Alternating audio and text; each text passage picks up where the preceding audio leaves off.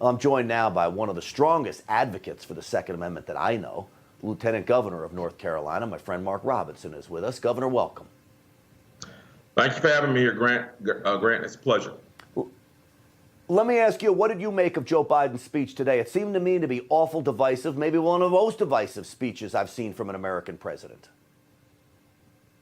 I have to give it to him. His comments to the family members and the victims, I had nothing bad to say about that. He was very gracious in giving the family members the comfort that they need.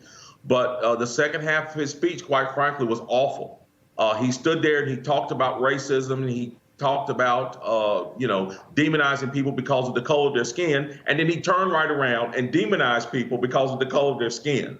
Joe Biden did not mention the myriad of violence that has gone on across this nation because of lawlessness and because of what's been called protest and because of just out and out hate by folks of all colors. We have seen it out of people of all colors. We've seen these actions out of. And instead of Joe Biden speaking about white supremacy, Joe Biden needs to be talking about why this violence seems to be rising. And from my purview, the reason it's rising is because we're taking away law enforcement's ability to be able to be proactive in law enforcement. So Joe Biden needs to be speaking about violence in all forms, not just violence coming from so-called white supremacists, but violence coming from everywhere. Right there in the state of New York, we saw a black individual who had hatred against whites and Hispanics who went out and murdered. We see it all across the country, in all different forms. We need to stop this divisiveness and start fighting violence at its root. Yeah. All killing, Lieutenant Governor Mark Robinson, is bad. I think everybody would agree with that, but for some reason they only want to talk about certain killings because it fits their narrative. I think they're trying to wipe out the entire Republican Party. Let me play another clip from Joe Biden today and then get your reaction. Listen to this. The venom of the haters and their weapons of war, the violence and the words and deeds that stalk our streets, our stores, our schools. We have to refuse to live in a country where black people going about a weekly grocery shopping can be gunned down by weapons of war. We can keep assault weapons off our streets. We've done it before.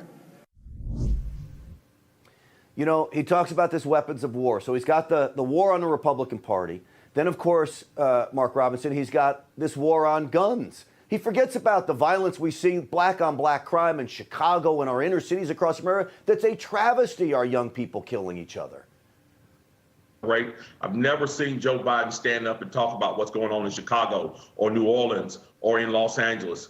The myriad of black people that are killed every day by other black people with these so-called weapons of war. We do not need to take the guns out of law-abiding citizens' hands. We need to take the criminals off the streets. And in order to do that, get rid of Joe Biden, and we need to get rid of the creeps like the folks that are running these blue cities into the ground and replace them with people who are going to allow the police to do what they do best, which is be proactive in fighting criminals, not law-abiding citizens. What the comments of Joe Biden in that second half of that speech were absolutely disgusting.